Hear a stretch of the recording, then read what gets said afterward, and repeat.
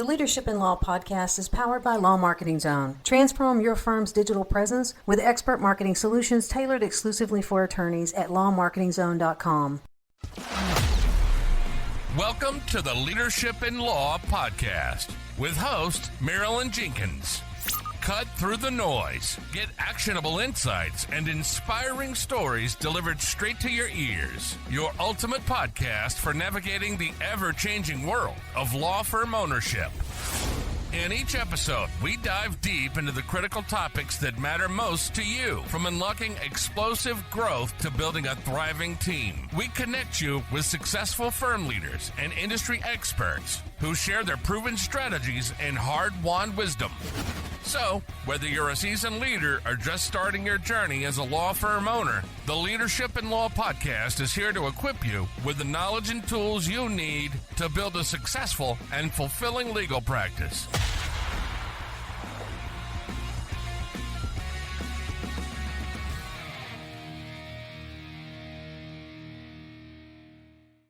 Welcome to another episode of the Leadership in Law podcast. I'm your host, Marilyn Jenkins. Please join me in welcoming my guest, Linda Carlisle, to the show today.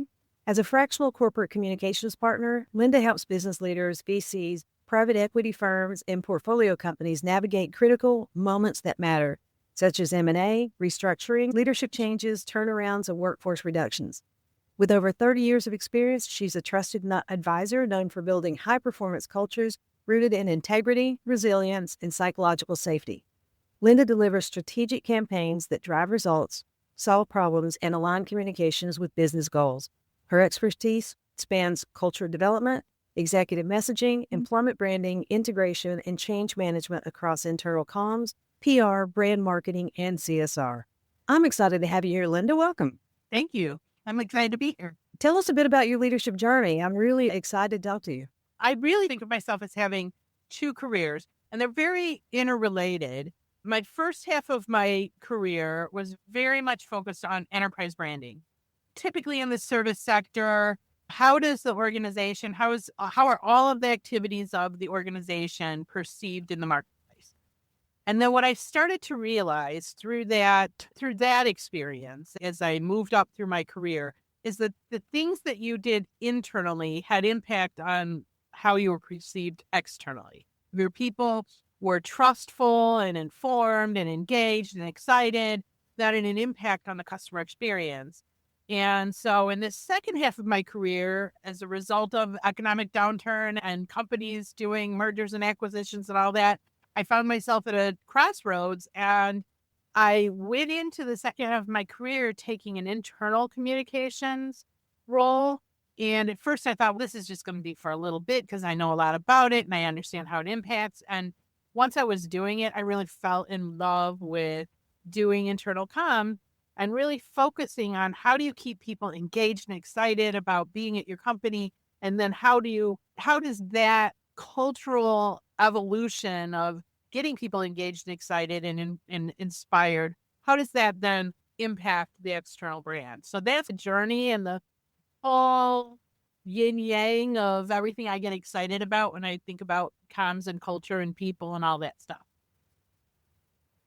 I love that because we always work on our culture to keep our people happy and productive and moving forward. I love that. So you've seen both sides and see how they work together. Yeah. And I've seen companies where, frankly, they weren't doing anything in that respect. They weren't doing anything they really thought these people have a role to play, and maybe the company was having a bad time economically and everyone was very worried in senior leadership and they weren't investing any of their energy into building their people. Then that creates a downward slide in how people feel about the company. And that whole downward spiral just feeds on itself and makes it harder to turn a company around. You have to get your people willing to take that hill, especially when you're having a period of difficulties. So it's just very interesting how much, I think that what excites me is that when you're doing branding, it's like messaging and experiences, but when you're doing internal branding, it's about psychology and how are people feeling and how do you get them to do the most excellent thing they can to help your business. Yeah. Yeah. We saw it. Bring your A game every day. Yeah. So what is the common thread that you've seen between strong cultures and strong business results? Yeah, I feel like a lot of it really comes down to the notion of engagement, right? And right now in America, writ large, you look at Gallup polls, you look at the Edelman Trust Barometer, trust is really low within companies across the board. Doesn't matter what Mm. kind of Yeah. company, what sector, how large the company is. Trust is really low. Trust is low in our society. And so is engagement, right? I want to say it's roughly like 21% of employees will claim to be engaged. That's a really low percent. Wow. That means that the rest are disengaged. And disengaged just really means they're not spending that more than 100% of their energy into doing the job. Then you take into consideration that we're running really lean and mean. And so people are having project after project, change after change. That creates a sense of psychological safety where we tend to be giving very small type cost of living type increases to most people within the population. And when you add all those things up, there's just not a lot that is driving people to become more engaged. And year after year, that sort of creates a cynicism. And the only way you break that Yeah. cycle is to invest in culture. Get people excited about the company, proud of the company, sensing that the purpose of the company is making a positive impact on the world. They want to be a part of that. They're proud to be part of that. Building a culture where people are connected to each other, they're connected to their leaders, they care, they feel cared for. When you invest in those cultural elements, that's the only real tool you have to turn around that downward spiral of engagement. Yeah, I think at some point money even loses It does. its bang for its buck, It, pun it's intended. But probably yeah. years and years ago. I had a boss. It was during a review, and it was a positive review. He was a quirky guy.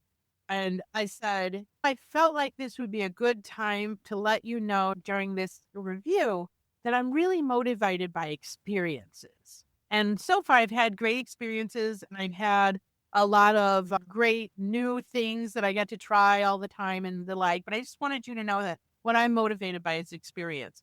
And he said, Linda, you're going to have to learn to be motivated by money.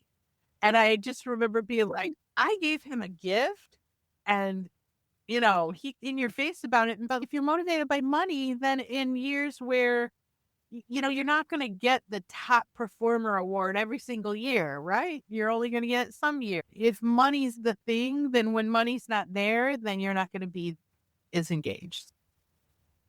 And all of that has Very interesting. Now, are you talking about it? I'm sorry. So, were you talking about experiences at work or experiences in life? Maybe he took it for in life because he threw money at it. Oh, no. So we had a lot going on at the company. And so I did mean at work. And the way we had talked about it was Yeah. at work. I listed some of the experiences that I had been really happy that I had to have. I got to write congressional testimony. And there were just some cool things that I was involved in that I really enjoyed. And I wanted to make sure that continued to happen. I've never been one of those wake up every day and do the job, punch the widget, whatever. Yeah. You've never been that person. Now, do you find when you're building that culture and the high performance kind of thing, do you find that revisiting your mission statement or your core values, is that a good place to start if you don't know how to get people to re-engage? Yeah, I'm a big fan of mission and vision and values are table stakes, right? What are we trying to accomplish? Where are we trying to go? And then what are the core things that we believe are essential to our organization? What is the glue? How do we treat each other? That sort of thing. Mission, vision, values. How do we approach our work? The pieces that I find are most important to culture are behaviors, because at the end of the day, how a culture manifests itself is in the behavior. So what behaviors do you reward within your organization? And more often than not, if you're not thinking about behaviors, then there are behaviors that are happening within your organization that are not in alignment with your values, that are not going to get you to your vision, that are not in alignment with your mission. So you want to look at what are the behaviors we want to have, what are the behaviors we're having, and then what can we do to move from point A to point B. Some of that is messaging, right? You can have a campaign to make people aware these are our target behaviors. These are the core competencies that we want leaders to get really good at doing and behaving according to. You can use 360s to assess whether your leaders are really strong or if they could use a little extra work in some of those behaviors.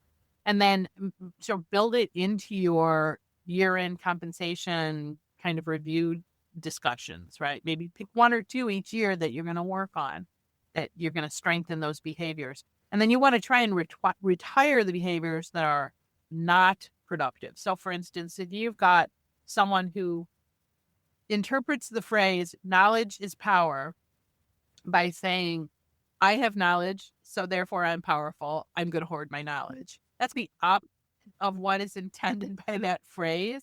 So that transparency and sharing and being generous with your knowledge and mentoring and helping people, those are the behaviors we want, right? So you have to go retire that behavior of hoarding information. How are we rewarding it? How is it getting rewarded? And then how do we turn that around? Very cool. Yeah. Yeah. It's interesting. Knowledge is power. So I'm going to keep it. Yeah. That doesn't help anyone. But I've seen it, right? Yeah. I think we all have it in instances. Yeah. Yeah. When you say high performance culture, what does that actually look like in practice? And I don't mean the buzzwords of engagement or collaboration. Yeah. So first of all, I feel like, well, there's a lot of behavior. When I talk about behaviors, there's a lot of behaviors that are associated with being part of a high performance team. It starts with trust. It starts with caring for each other, having each other's back, transparency, collaboration, listening to each other. These are all behaviors. Really, they're behaviors that knit people together. And when people feel cared for, care about their colleagues, feel like their colleagues have their back, these are table stakes for a high performance culture, because you're not going to go that extra mile if you feel like you're going to get stabbed in the back, or your colleague isn't going to have your back when chips are down for you. So building that culture where there's good care, and then also building a culture that is very goal oriented, that we know where we're going, we know what we're trying to achieve. You've got transparency around objectives and the company strategy, that you're bringing people along with you. And so again, it comes down to transparency, right? It's good communication, and communication as a two-way dialogue, not just a one-way dialogue, right? So I communicate the strategy to you. What did you hear? Right? Or I think we're just peachy keen in our organization, but you feel like you haven't had a weekend in 6 months, right? So are you listening to where your people are at? Are you receiving that feedback? And then are you doing something with it? There's that. Yeah, being heard is one thing, but yeah, are you responding to them, what they're saying? Exactly. And I think that's the biggest mistake that companies make when it comes to the whole listening and surveys and engagement, is that they do the survey, they get the feedback, they may even say, I heard you, thank you for sharing that, but they don't change anything. And a lot of times it's because the culture is so ingrained. It might also be because there's so much change going on. I think right now, most organizations are really feeling a lot of there's just so much change going on so fast.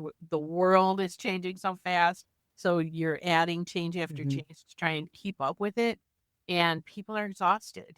They're running lean, and now you got 6 different projects going on, 6 different initiatives, and they're trying to just keep the lights on and make the initiatives move forward. And it's exhausting. And hearing them is one thing, but what can you do to make that easier? Is there anything you can take off your plate? And it's going to vary by team what can be done, but you have to hear where they're coming from, because otherwise you're going to lose top talent. And that's thing. So job satisfaction. Yeah. Like job satisfaction is way more than money. I agree when it comes to being heard, being recognized and appreciated.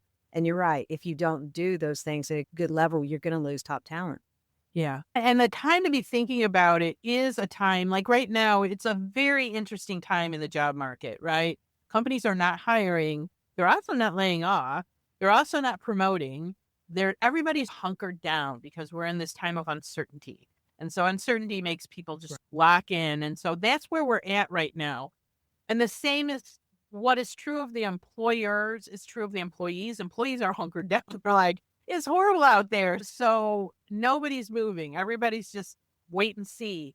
And the minute that turns, because job markets are cyclical, so eventually it's going to turn. And the minute that turns, your top performers, if they're feeling this stress from all of the things going on all of the time, they'll be the first ones to go because they're going to be in higher demand. They're going to find it easier to move on to their next opportunity. So the time to be working on listening and doing something and culture and making your employment environment the most amazing place where people are proud of what they're doing. They love their coworkers. They really connect to you as a leader. Maybe you've got some purpose thrown in the mix. I'm a big fan of leveraging purpose. And I think of purpose as if your business is the kind of business that authentically makes an impact in the world that's positive, then that's a no-brainer. That's your purpose. But sometimes you may need to go up a level and go, well, this is our higher purpose. This is what we can do. So, for instance, in the law community, your pro bono work, right? What can you do from a pro bono space to really make people proud of who you are as a company? And can you leverage that pro bono activity to build relationships with each other? And so then now you've got the relationships and the pride and so those are just some levers you can pull, but also just making sure people aren't running at 150% all the time. Well-being is really becoming a very important element in what the environment is like. Yeah, I think that's a large part of the conversation, especially as we're coming in during these stressful times, is quality of life and that rhythm. Quality of life is thrown around a lot, but I think there is a rhythm of life that you need to have: work, skate, and some time to relax on the weekend. So I absolutely agree. So what would you say is the early warning signs that a company's culture is quietly breaking down, and how can leaders course correct before it shows up in turnover? So we're talking about those A players leaving. So I would say, first of all, if you are seeing turnover, that's a red flag. You need to be taking a look at if you're losing top talent. I was talking to somebody this morning who said they lost 2 of their top performers. This is the irony. They were thinking about putting a program in place to work on engagement and work on their culture. Oh, no. And then they lost their 2 top performers. So now they're like, so we lost the 2 people we were worried about. So we're going to just put the program on hold. I'm like, oh, yes, really a bad idea. But if people start to go quiet on you, if you start to see performance lapse, if you previously had a great open dialogue with someone and they were telling you what was happening in the organization, maybe they were telling you when other people were unhappy, or maybe they were telling you how they were feeling, what was the stress level with the amount of work, and then they go quiet. Going quiet is a red flag. So really paying attention to how people are sharing with you, and then what is performance looking like. And don't always read poor performance or slowing performance or lagging performance as it's a warning sign. You can do something about the culture. It's not always the person. It could be the person, though, also. So you can take a moment to ask them what's going on in their world. Maybe there's something going on in their life and you can cut them a break. And now they're going to love you forever for you being so sensitive that there was something going on that they really needed to take care of. Nice. Yeah, I think people genuinely need to be taken care of, heard. We don't need to go back to that quiet quitting thing that was happening a few years ago. That was ridiculous. And people just felt ignored. So, yeah. You know, at the end of the day, we're people. And I think sometimes leaders start thinking of the company as an engine and a machine, and they know it's people, but they don't look at you or look at me and say, this is a person. What is this person experiencing? How is this piece of news hitting this person? And it's really important to have that humanity baked into your leadership.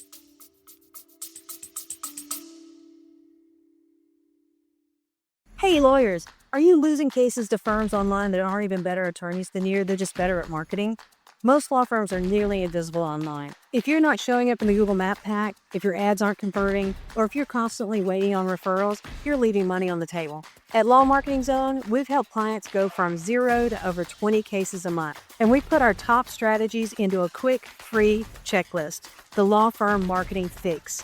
10 Ways to Stop Losing Clients Online. Download it right now for free. You'll discover the biggest mistakes most firms are making and how to fix them fast. Then, if you're ready, book a free strategy call and we'll walk through the gaps in your current marketing. Don't wait for referrals. Start attracting your ideal clients today. Click to get the checklist now.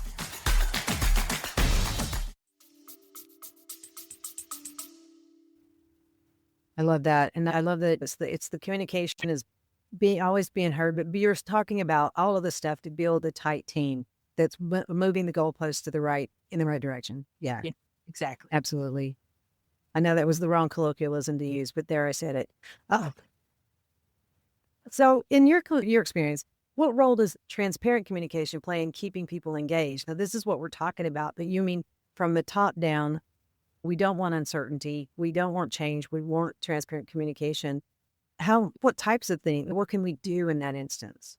So I think you don't want people to be surprised, right? To me, to the degree to which you cannot surprise people with particularly bad news, then try and make sure that people are tapped into what's going on with the business, tapped into what the strategy is, how well are you performing against strategy, so that people have a gut sense based on facts and information that you've shared with them for how things are going in the business. And then when there is some bad news, there are things you're not going to share. You're probably not going to share specifics of how, for instance, a layoff has been executed. But what you can share is why it happened, what are the business circumstances that caused it, are you done? Is this it? Or do we feel like where we are at is what we needed to do in order to get to the other side? And then I'm a really big fan of doing absolutely everything you can for the people that you're going to let go if you're going to do a layoff, for example, so that they're kept as whole as they can. You're making it as easy for them as possible. It's grown trendy, I think, sometimes for leaders to imply that it's the fault of the people who were laid off that they got laid off, but that's not actually true. It's usually a miss in strategy, something changed in the marketplace, and really instead tap into your awareness of the humanity of the people that you're releasing. Do everything in your power to make their landing as soft as possible, and then you can then say that to people who are remaining behind, and they understand then that you are an employer who has that empathy for the impacts of the business upon the people that work there. And I think that will gain you some points in the long run for having taken that little extra effort, because people know that you'll do that for them if the time ever comes where something bad is happening in their world. So that transparency, I think, is really important in letting people know why things happen. Yeah. Kindness and communication. Yeah. Exactly. And again, it comes back to that humanity and empathy for what this news is doing to the person you're to, and communicate accordingly. Yeah, that sounds back to, I know it's a broad thing, but my grandmother used to talk about manners. And it seems like all of the things we talk about, communication and kindness, that's bottom line, it's just manners between humans. It's funny that you say that, because there are sometimes I might be reading the news and I'll be like, are these people behaving like the people they were raised to be? My mama didn't raise me to be that kind of person or whatever. So be the kind of person your mama raised you to be. I love that. So let's talk about moments that matter. You specified that in your bio. What's one moment that stands out in your career where strong culture made all the difference in a business outcome? Interesting. Yeah. So I would say that I have been through I experienced a company that was very acquisitive, and sometimes those acquisitions worked out well and sometimes they didn't. And so as much as we were acquisitive, we also then make adjustments to the manufacturing footprint and where we had plants and where we didn't. At one point, we spun off a company and that was no longer like really getting the synergies that we were looking for. And all of this particular company had the strongest culture I've ever experienced in my life, like genuinely caring culture, very vested in how people were cared for, very vested in the programs that they promoted to help employees thrive, to help people experience a career path and development, and just a very, very caring kind of company. And that came through in how we acquired and how we helped welcome people in and make them feel comfortable, and how we communicated to them at the front end. And then also when we did things like doing a plant closing, we would host a job fair on site to help people find new jobs from within the community. We did things to help Wow. people on their journey out of the company as well. And it really signaled to everyone that that caring, that humanity was very authentic and real, and the culture was real, and they could depend on it. And so for me, I got to experience that firsthand and see how people would say it was the best company they ever worked for. You could still go Wow. on to Glassdoor and see commentary from people who experience having a long career at this company, and just their sense of how they've been cared for over time. That's fantastic. And then do a job fair on site just to help people as they move on. Yeah, exactly. Because it was a Wow. small community, right? And a lot of the manufacturing, not all companies are like this, but that particular company had manufacturing in these fairly rural areas.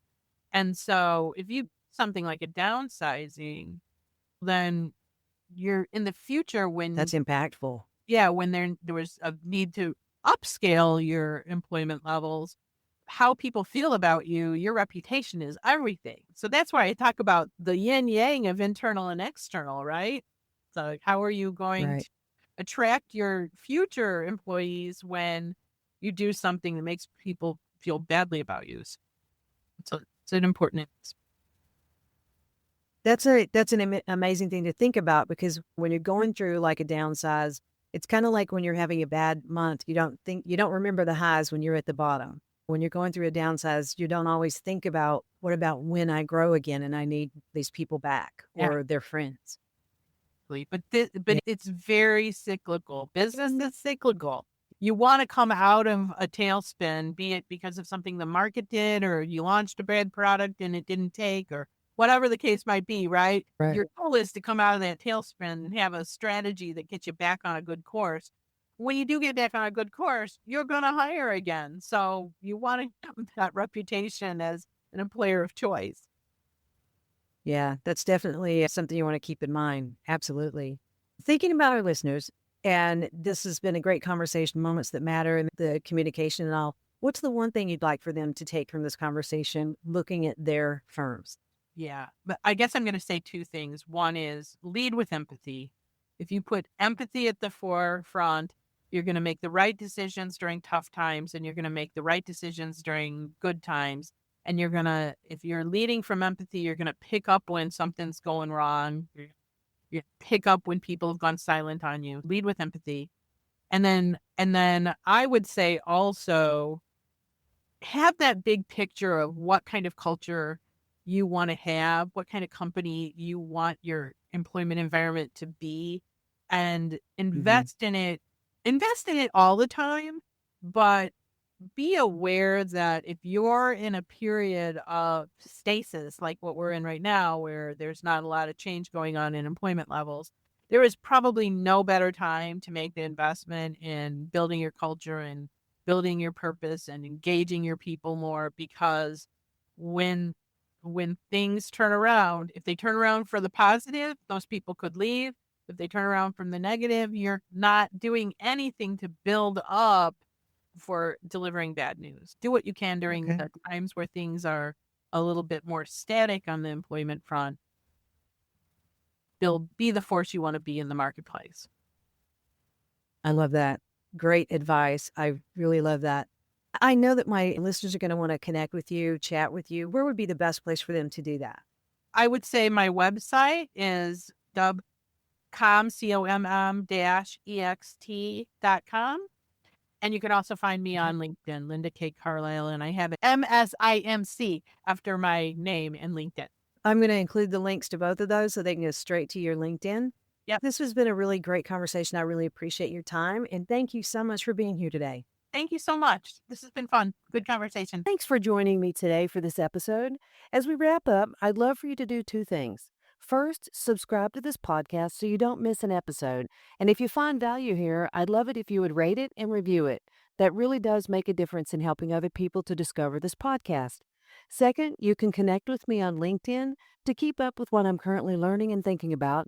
And if you're ready to take the next step with a digital strategist to help you grow your law firm, I'd be honored to help you. Just go to lawmarketingzone.com to book a call with me. Stay tuned for our next episode next week. Until then, as always, thanks for listening to Leadership in Law Podcast, and be sure to subscribe wherever you listen to podcasts so you don't miss the next episode. Thanks for joining us on another episode of the Leadership in Law Podcast. Remember, you're not alone on this journey. There's a whole community of law firm owners out there facing similar challenges and striving for the same success. Head over to our website at lawmarketingzone.com. From there, connect with other listeners, access valuable resources, and stay up to date on the latest episodes. Don't forget to subscribe and leave us a review on your favorite podcast platform. Until next time, keep leading with vision and keep growing your firm.